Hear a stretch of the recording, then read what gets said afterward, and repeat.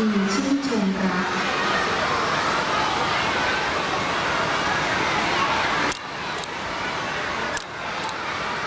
ชั้นประถมศึกษาปีที่ 1/4 เด็กหญิงปริตาลาภจิตกุศล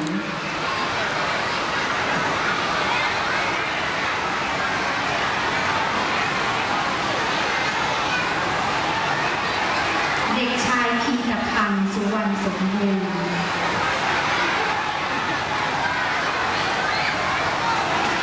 ชั้นประถมศึกษาปีที่ 2/1 เด็กหญิงปุณณิสาจันวรังสุข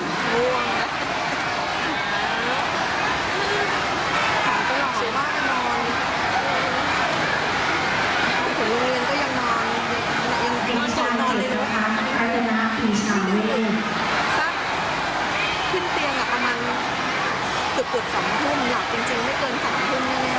ๆชั้นประถมศึกษาปีที่ 2/2 เด็กหญิงณภัสกรเต็มบุญฤทธิกุล